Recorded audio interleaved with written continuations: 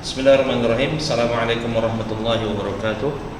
Innal hamdalillah nahmaduhu wa nasta'inuhu wa nastaghfiruh wa na'udzu billahi min shururi anfusina wa min sayyiati a'malina.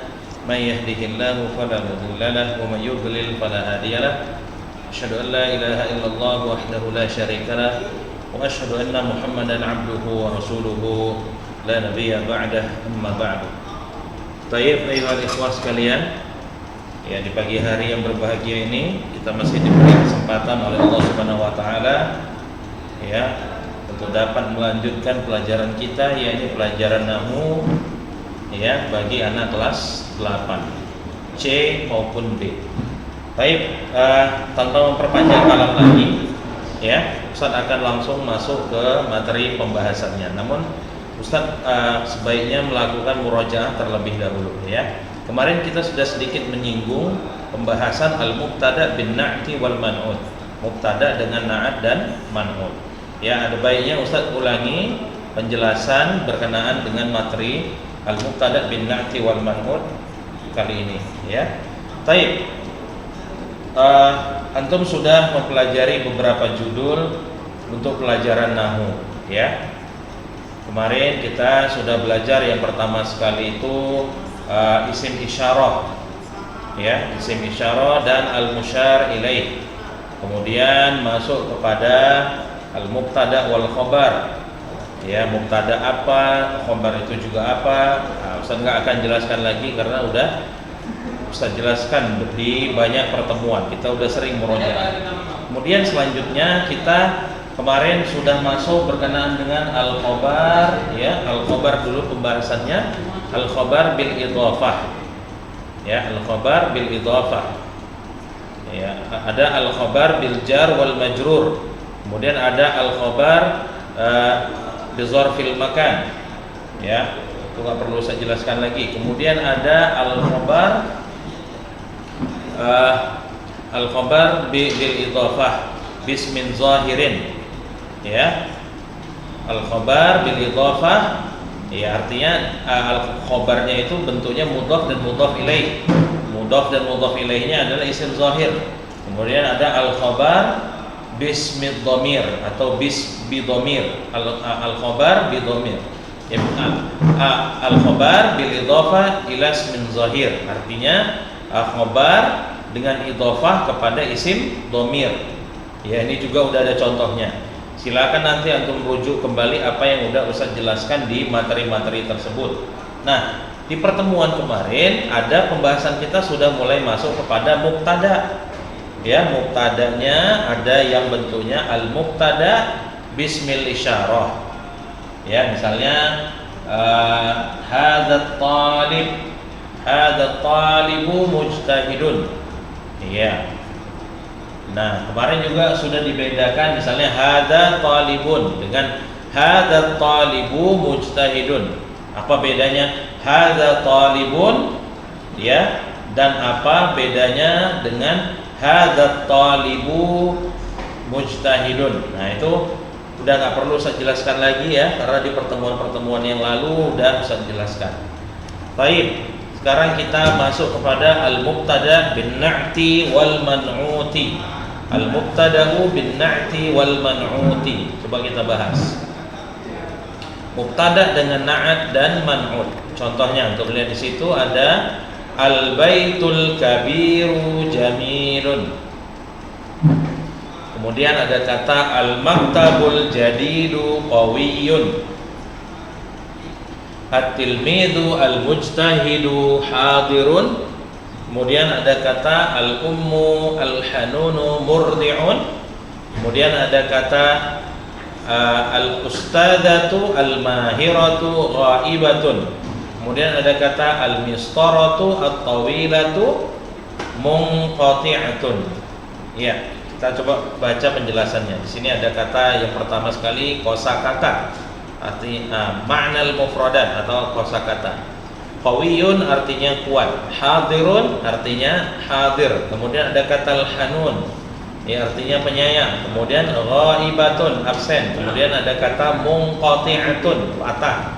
Murdi'un artinya menyusui. Ya, kita baca, ya.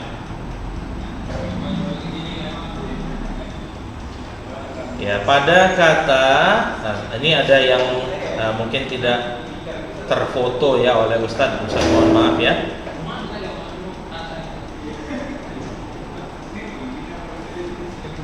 Pada kata al-baitu al-kabiru itu maksudnya ya, kalimat yang terdiri dari mubtada dan khobar. Al-baitul kabiru ya. Afwan. Pada kata al-baitu al-kabiru jamilun ya, kalimat yang terdiri dari mubtada dan khobar. Ya, mubtada dan khobar pada kata al-baitu al-kabiru jamilun. Ya, kata al-baitu al-kabiru menjadi mubtada ya, dan kata jamilun menjadi khobar.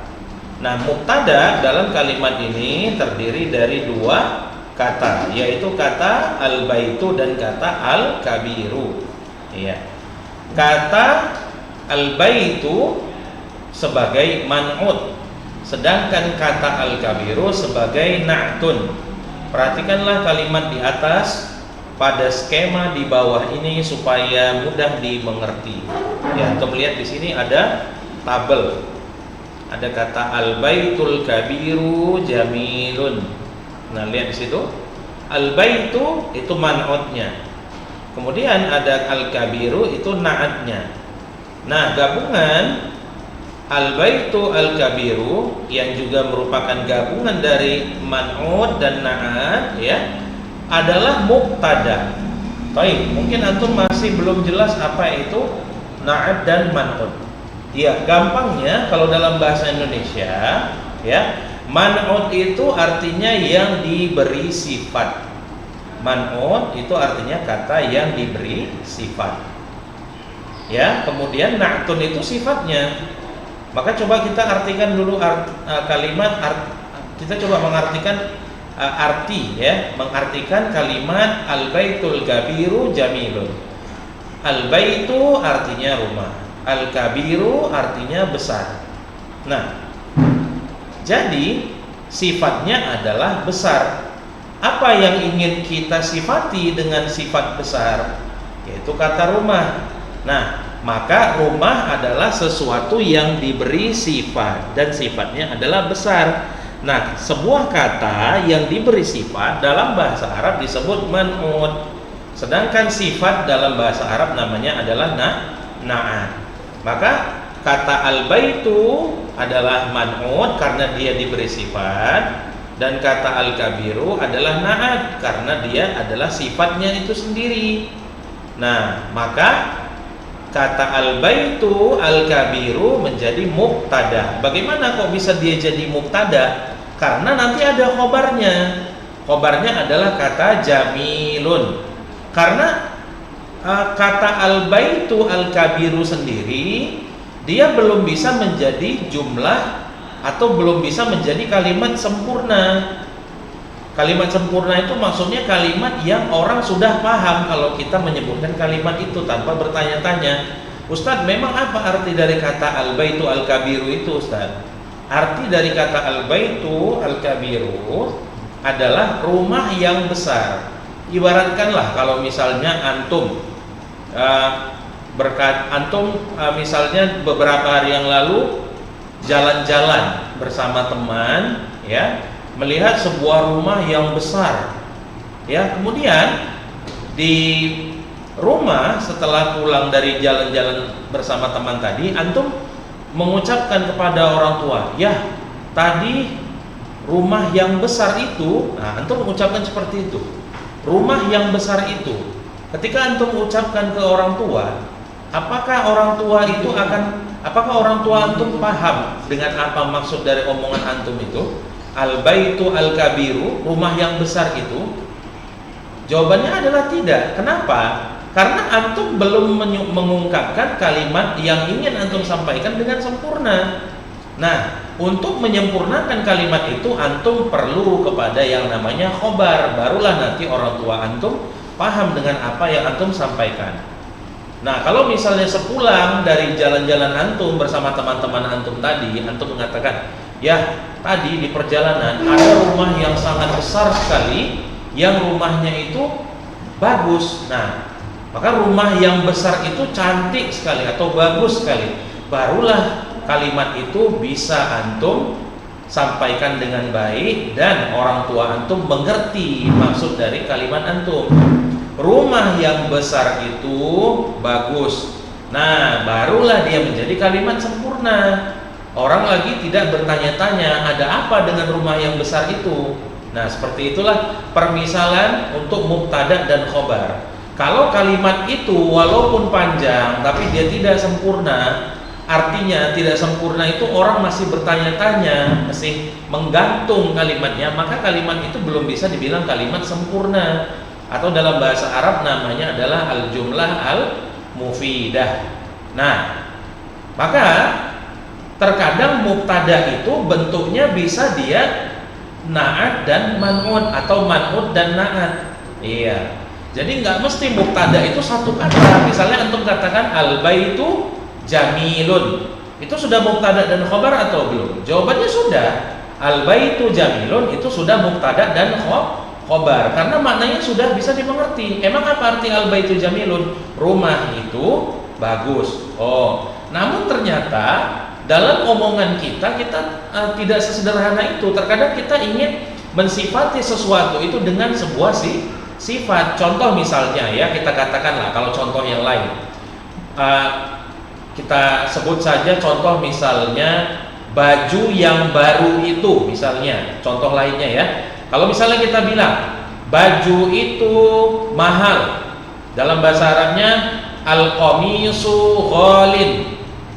Atau kita buat contoh yang lain yang lebih mudah. Ghalin mungkin akan sulit bagi antum.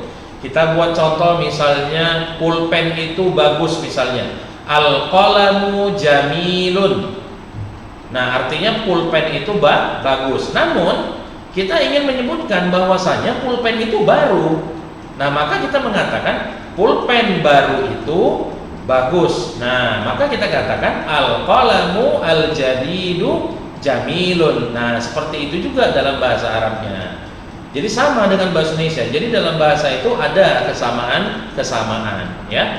Nah, jadi di bahasan kita kali ini adalah mubtada yang dia terdiri dari na'at dan man'ul, ya. Baik. Selanjutnya. Nah, selesai pembahasan kita ya. Intinya bagaimana cara mengetahui sebuah kata itu mubtada atau bukan? Mubtada itu dia berada di awal kata, ya. Kalau misalnya ada dua kata namun kalimatnya masih dia menggantung, maka dia tidak disebut dari mubtada dan khobar, namun masih mubtada saja. Contoh misalnya kata al-baitu al-kabiru tadi, rumah yang besar. Ada apa memangnya dengan rumah yang besar itu? Orang masih bertanya-tanya. Nah, barulah antum tambahkan sebuah kata yang menyempurnakan kalimat antum, jamilun. Barulah orang paham al-baitu al-kabiru jamilun, rumah yang besar itu bagus. Baik, bisa dipahami ya sampai di sini ya. Nah, kita lanjut lagi. Maka mungkin bagi sebagian antum di kelas 8 akan masih menemukan kesulitan dalam belajar ini. Maka antum perlu fokus dengan sebaik-baiknya pada materi nahwu ini. Karena ya nanti antum akan sulit membedakan sebuah kata artinya itu bagaimana. Bagaimana misalnya antum membuat mubtada dengan isim isyarah. Bagaimana antum membuat mubtada dengan bentuknya itu na'at dan man'ud. Ya, bagaimana nanti antum membuat mubtada dengan bentuknya isim isyarah dan musyar ilaih. Nah, beda isim isyarah mubtada dengan isim isyarah saja, dengan mubtada dengan isim isyarah dan musyar ilaih. Contoh misalnya ya, hadza kitabun. Hadza kitabun, ini buku. Mana mubtadanya di situ? Mubtadanya itu isim isyarahnya hadza. Kitabunnya jadi apa Ustaz? Kitabunnya jadi khobar. Hadza kitabun, ini buku. Sempurna enggak kalimatnya? Sempurna. Maka yang menjadi mubtadanya adalah hadza, yang menjadi khobarnya adalah kitabun. Bisa dipahami sampai di sini? Nah, itu contoh yang tadi barusan Ustaz sebutkan, contoh dari mubtada yang mubtadanya itu hanya isim isyarah. Bagaimana nanti dengan mubtada yang bentuknya adalah isim isyarah dan musyar ilaih. Nah itu beda lagi. Nah contohnya misalnya hadzal kitabu jadidun. Nah di situ mana mubtadanya? Mubtadanya di situ ada dua, hadza, kemudian ada kata al-kitabu. Ya, di situ hadza dan al-kitab. Hadzanya itu dia isim isyarah, al-kitabnya itu musyar ilaih. Gabungan dua kata ini, hadza dan kata al-kitab yang menggunakan alif dan lam, hadza dan al-kitab, kata al-kitabnya ada alif lamnya. Gabungan dua kata ini adalah mubtada. Mana khabarnya? Hadzal kitabu jadidun. Jadidunnya itulah yang menjadi khabar. Maka kalau antum nggak serius dalam pelajaran nahwu ini, antum main-main saja, jangan harap antum bisa paham dengan apa yang Ustaz ajarkan di judul-judul selanjutnya. Kalau antum tidak mau belajar dengan rajin, alamat antum bakalan nggak akan ngerti kalau antum malas-malasan belajar di rumah. Maka perhatikan dengan baik, jangan sampai antum rugi umur, rugi uang, dan rugi waktu. Belajar dengan baik, jangan malas, ya. Karena antum akan belajar dengan pelajaran yang nanti bahasa pengantarnya adalah bahasa Arab. Baik, kita sambung dengan judul yang selanjutnya, ya. Perhatikan. Al-mubtada'u bin na'ti wal man'uti, ya. Al-mubtada'u bin na'ti wal man'uti wal khabaru bin na'ti wal man'ut. Nah, di sini tengok, di judul makin lama makin payah. Jadi kalau antum malas-malasan belajar di rumah, silahkan antum nanti akan mendapat kesulitan selama melaksanakan tugas. Dan yang selanjutnya akan kesulitan ketika antum naik kelas dan mempelajari buku-buku yang semuanya berbahasa Arab. Maka jangan sampai itu terjadi. Giat belajar sekarang, capek di waktu sekarang itu tidak mengapa ketimbang capek nanti di kemudian hari. Baik, kita coba melanjut ke judul yang selanjutnya. Mubtada dan khabar masing-masing dengan na'at dan man'ut. Nah, untuk lihat di sini. Mubtada khabar, man'ut na'at, man'ut na'at. Nah, antum lihat di sini. Al-kursiyyu at-tawilu kursiyun jadidun. Nah, lihat di sini. Al-kursiyyu at-tawilu kursiyun jadidun. Nah, kemudian al-bintu al-jamilatu tilmidatun mujtahidatun. Al-bintu al-jamilatu tilmidatun mujtahidatun. Iya. Sebelum Ustaz melanjutkan kemari, ya, antum perhatikan dengan baik. Di pembahasan yang lalu, ya, disebutkan juga dalam buku ini dan sudah Ustaz sampaikan, mubtada dia harus bentuknya ma'rifat atau ma'rifah. Ya, bagaimana kita membuat suatu kalimat yang bentuknya dia ma'rifah? Yaitu dengan menambahkan alif dan lam. Makanya kalau antum perhatikan bentuk mubtada dan khobar yang paling sederhana, yang mubtadanya satu kata dan khobarnya juga satu kata, mubtadanya pasti pakai alif lam dan khobarnya tidak pakai alif lam. Kalau pakai alif lam namanya adalah ma'rifah. Kalau tidak ada alif lam namanya adalah nakirah. Contoh misalnya kata al-baitu jadidun. Ini yang paling sederhana. Al-baitu jadidun. Nah, al-baitu ada alif lamnya. Kata jadidun tidak menggunakan alif dan lam. Itulah contoh dan bukti yang paling sederhana bahwasanya mubtada itu bentuknya adalah ma'rifah, sedangkan khobar bentuknya nakirah. Ma'rifah pakai alif lam, nakirah tidak pakai alif dan lam. Sengaja Ustaz ulangi ini supaya yang lalai, yang payah untuk memahaminya bisa mengingat kembali bagaimana ya ketentuan yang dibuat berkenaan dengan mubtada dan khobar. Mubtada itu ma'rifah, khobar itu nakirah. Ya, Mubtada itu ma'rifah ya. Ma'rifah itu menggunakan alif dan lam. Khobar itu nakirah, tidak menggunakan alif dan lam. Maka kita kembali ke pelajaran kita. Antum lihat di sini ya, yang mana mubtadanya itu mubtadanya itu dia na'at dan man'ut, khobarnya juga na'at dan man'ut. Nah, perhatikanlah contoh yang di bawah ini. Al-kursiyyu at-tawilu. Dua-duanya menggunakan alif dan lam. Nah, kemudian ada kata kursiyun jadidun. Nah, terlihat di sini bahwasanya yang menjadi mubtadanya menggunakan alif dan lam. Sedangkan khobar tidak menggunakan alif dan lam. Sama seperti di bawahnya. Al-bintu al-jamilatu ya, kemudian tilmidatun mujtahidatun. Iya. Kita lanjut sedikit ya. Al-ustadzul kabiru rajulun karimun, al-ummul hanunu imra'atun salihatun. Iya. Keterangan. Ambillah contoh kalimat al-kursiyyu at-tawilu kursiyun jadidun. Yang menjadi mubtada pada kalimat ini adalah al-kursiyyu at-tawilu, yang terdiri dari dua kata. Yang pertama man'ud, yaitu kursi. Nah, lihat di sini kan? Nah, di sini. Ya, al-kursiyyu at-tawilu. Ya. Yang pertama itu man'ud, al-kursiyyu. Apa tadi Ustaz jelaskan al-man'ud? Man'ud itu artinya yang diberi sifat. Yang diberi sifat. Ya, di sini. Yang pertama man'ud, yaitu kursi. Dan yang kedua na'at, yaitu at-tawil. Apa arti na'at tadi? Na'at itu adalah sifat. Maka man'ud adalah yang diberi sifat. Emang apa artinya al-kursiyyu at-tawilu Ustaz? Artinya adalah kursi yang panjang.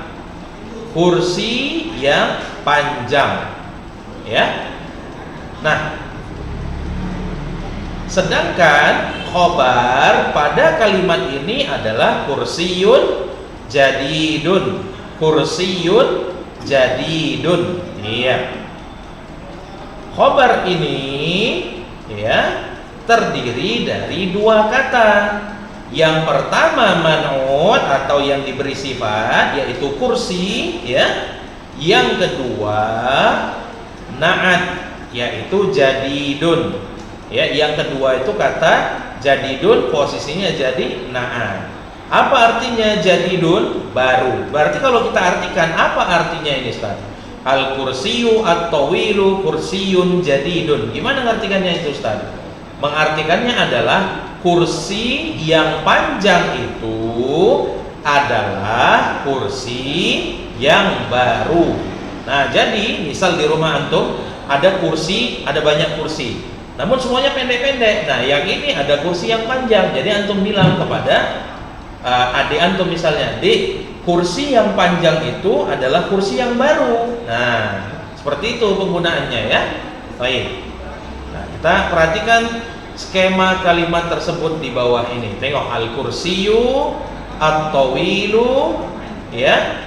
Nah, lihat di sini al-kursiyyu itu man'ud yang diberi sifat. Kemudian at-tawilu menjadi na'at. Ya, gabungan kedua kata al-kursiyyu at-tawilu adalah mubtada. Bisa dipahami ya?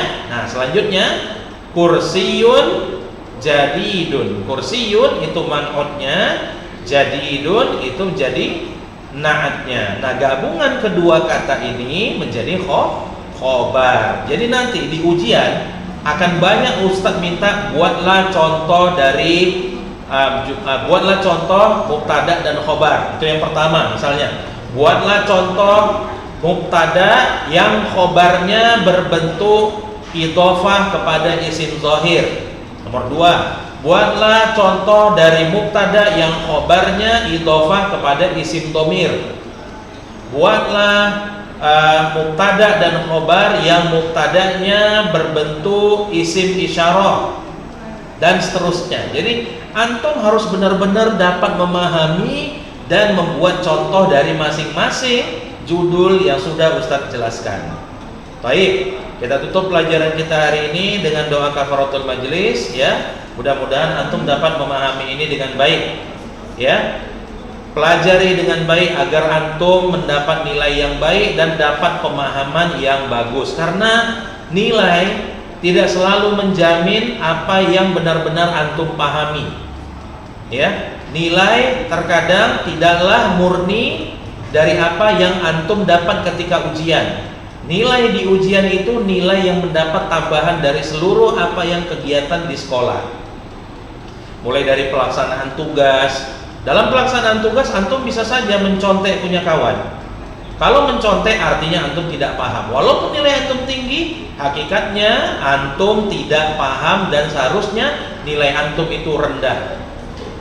Maka belajarlah dengan baik agar kiranya antum mendapatkan pemahaman yang baik dan bisa mempelajari semua pelajaran yang nantinya berbahasa Arab.